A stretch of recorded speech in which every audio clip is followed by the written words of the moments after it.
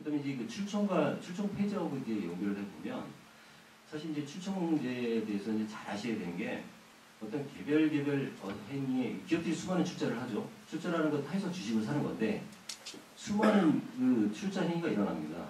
근데 그런 걸 개별적으로 규제를 못하니까 총량으로 규제를 했습니다. 그래서 그 회사에 뭐 순자산이라고 하는 게 있는데 뭐 자산에서 뭐 부채 빼면 자본 남는데 거기에 계열사 출자를 빼면 순자산이라고 얘기를 하는데 그 순자산의 25%만 타사 주식을 사라 이렇게 해놓은 거거든요.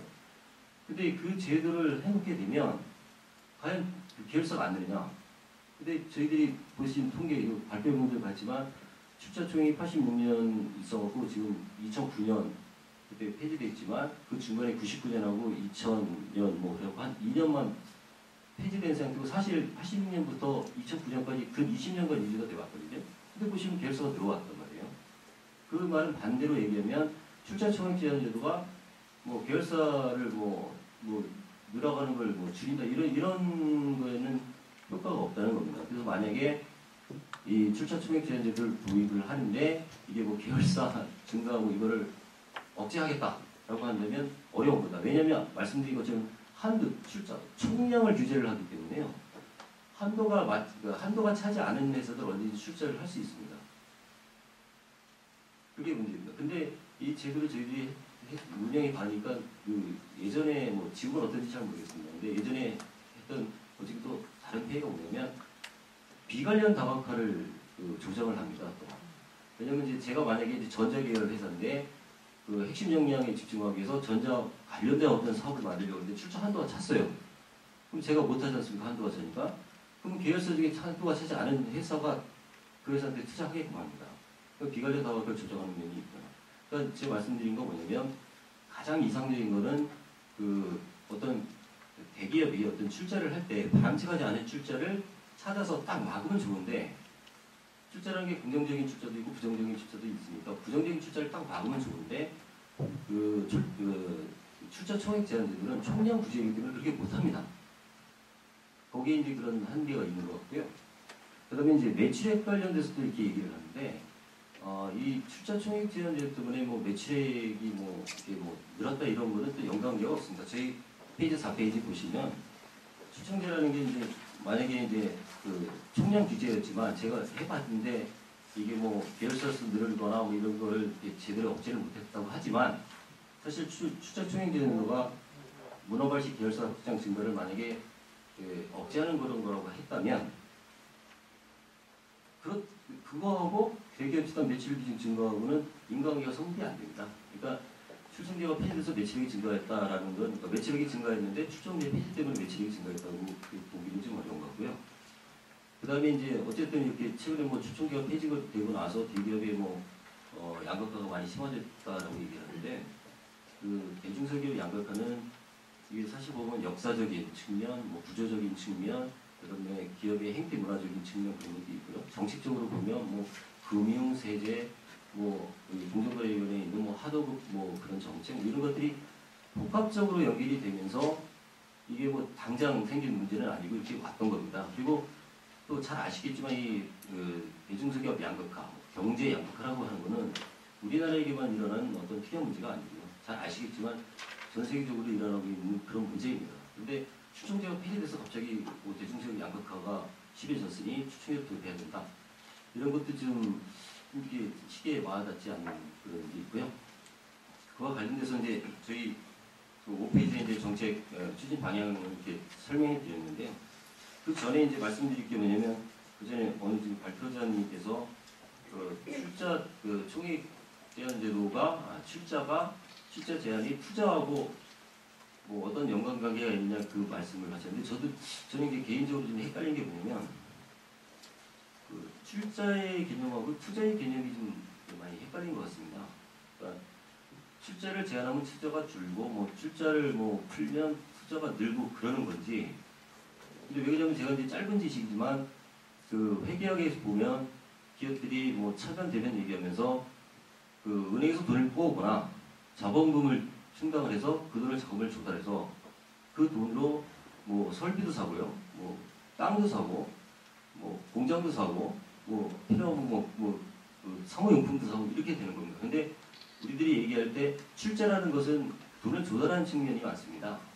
이거 투자라고 하는 건 그 조달된 돈을 어떻게 쓰느냐의 그런 측면이 있는데 만약에 그렇게 한다면 100%안 맞지만 어떤 형태든 출자를 대기업들이 하는 출자에 대해서 제한을 안 한다면 당연히 그 돈으로 투자가 될 가능성은 좀 있는 것 같아요. 그런 측면에서 보면 근데 이게 100% 왜냐면 용어가 다릅니다. 출자라는 개념하고 투자라는 개념이 용어가 다른데 이걸 막 연결시키다 보니까 이런 현상을 가지고 막 하려니까 좀 그런데 그와 관련돼서 지금 이제 29페이지에 보면 또 저기 15대 재벌이 연도별 출자액 및 설립 투자 취 이렇게 얘기 나오는데요. 이거는 저희들이 그제도 한번 그 보도 해명제를 통해서 얘기를 했는데 그 출자 총액 관련돼서 2007년, 2008년, 2009년은 뭐 얼핏 많은데 2010년도에 갑자기 92.8천억이 늘었다고 이렇게 나와 있지 않습니까? 근데 이거는 사실 그 우리가 출자를 할 때 보면 금융보험사하고 제조업 얘기하는 비금융사 이게 출자를 이렇게 나눠서 합니다. 그래서 2007년부터 2009년까지는 금융보험사를 뺀 출자, 그러니까 비금융보험사 출자였는데 2010년에 그걸 다 합친 겁니다. 근데 그래서 이제 2010년에 그 저기 금융보험사 출자를 빼면 이게 이제 65조 7천억이거든요. 그렇게 보면 이걸 비교해 보면 그 최근 3년간 그 출자 총액은 30.8% 늘었지만 설비 투자는 37.5%게 늘었다고 할 수가 있거든요. 그러니까 이제 제가 이제 이게 통계라는 걸 어떻게 하느냐에 따라서 이제 좀 이렇게 많이 좀 헷갈리고요. 어쨌든 뭐 그거 관련해서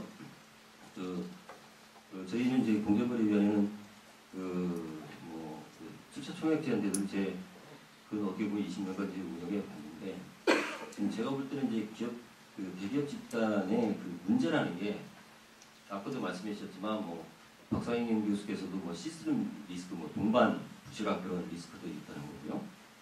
그다음에 그 재벌 청소가 소액 조그만 지분으로 많은 계열사를 지배를 하면서 기업 자체의 지배 구조를 왜곡시키고 소액 주주의 권익을 무시하는 그런 문제도 있고요. 그다음에 최근에 부당 내부 거래할 그런 걸 통해서 불법을 승계한다거나 중소기업의 어떤 영역을 침식하는 그런 문제가 있습니다. 그래서 제가 말씀드린 건 뭐냐면 경제력 집중의 자체가 어떻게 보면 문제가 아니고요. 지금 최승도 박사님께서 말한 것처럼 정부가 대기업이 그 효율성과 그 어떤 기술 개발을 통해서 커가는 걸 바꾸려고 하는 건 아니고요. 규모 자체가 커지면서 나타나는 폐해가 있습니다. 그러니까 저희들이 폐해를 시정하겠다는 겁니다. 근데 그 폐해를 시정하는데 출자 총액 제한제도가 과연 적합한 제도이냐? 라고 한다면 시스템 리스크 그걸 확대시킨다고 하는데 그때는 사실 옛날에 IMF 터지면서 대기업들이 금융권에서 무분별하게 차입을 해서 문제가 생겼거든요. 근데 그때 금융기관들이 제대로 심사를 안 해서 대기업 대마불자라는 그런 생각으로 대기업들한테 무분별하게 돈을 해주면서 한 것에 디폴트가 나면서 다 무너진 거였거든요. 근데 최근에 이제 아시겠지만 IMF 경험하고 나서 대기업들이 수익성 위주로 갔습니다. 그래서 동반 그 문제는 좀 그렇고 그거를 사실 공정위에서 해결하기 위해서 그 채무보증 제도를 금지시켰던 거고요. 그 다음에 이제 지배구조 개선 이거 관련돼서는 말씀드렸지만 그거로 이제 출자 총액 제한 제도를 할 수는 없고요. 아시겠지만 이제 상법이나 이런 걸 통해서 소액주주 권익을 강화한다든가 아까 방금 말했던 것처럼 상법상을 통해서 어떻게 한다든가 그런 걸 하는 거고요. 그 다음에 이제 부당 내부거래를 통해서 만약에 부가 8% 승계된다 하는 거는 이제 세제를 통해서 또 이제 해결해야 되는 문제이고요. 그 다음에 이제 중소기업 영역 침투 이거 관련된 것은 지금 현재 동반성장에서 대중소기업하고 이제 자율 합의를 통해서 중소기업 영역을 이렇게 지금 하려고 하는 그런 노력이 있고요. 그런 연장선상에서 저희들이 이제 대기업 집단 정책을 하면서 출자 총액 제한 제도를 근 20년 개 해왔지만 경제력 집중에 따른 폐해를 시정할 수 있는 그런 거는 출자 총액 제한 제도는 예를 들어는 20년을 해왔는데 효과가 없다. 그러니까 결국 시장을 통해서 해결해야 될 문제가 되는 거고 그 다음에 우리 공정위뿐만 아니라 관련된 여러 부처와 같이 해서 함께 해결해야 될 문제인 거다. 그러면 그런 선상에서 공정위가 할 수 있는 게 뭐냐? 결국 저희들이 이제 대기업 집단 정책을 유지를 하고 채무불이행도 금지시키고 상호출자도 하면서 그 상황에서 저희들이 공시제도를 통해서 시장에서 좀 더 활발하게 경제 집중에 따른 폐해를 시작할 수 있게끔 활성화하자는 취지로 한 거고요. 얼마 전에 저희들이 대기업 집단에 대한 내부 거래 현황 분석도 했고요. 작년엔 지배구조 현황에 대해서 분석을 해서 시장에서 계속 릴리즈를 하고 있고요. 또 상법 개정을 통해서 내부 거래 관련된 뭐 범위나 대상도 확대를 하면서 이쪽 서울감시 이쪽을 하려고 하는 걸 많이 하고 있습니다. 그러면서 또 이제 잘 아시겠지만 이제 출자 구조 개선과 관련해서 지주회사제도를 유지를 하고 있는데요. 그쪽도 이제 유지를 하면서 하고 있는 그런 사안입니다. 네, 감사합니다.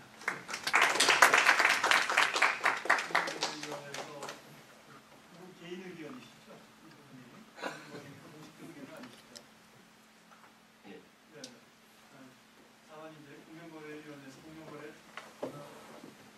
업무 중 추첨제 관련 업무를 담당하거나 또 담당하게 된 담당자의 입장에서 본다면 추첨제가 지금 현재 발생하고 있는 대기업의 문제를 해소하거나 시장의 양극화 또 기업의 성폭 승계 등을 통제하기 위한 특별한 제도적 대응이라고 보면 좀 어렵지 않느냐. 오히려 시장의 감시 기능이나 세제나 아니면 기타 대기업과 관련한 산업정책 등을 통해서 자각화된 실효성 있는 대책을 강구해야 되는 것이 아니냐라는 입장을 말씀해 주셨습니다. 그래서 오늘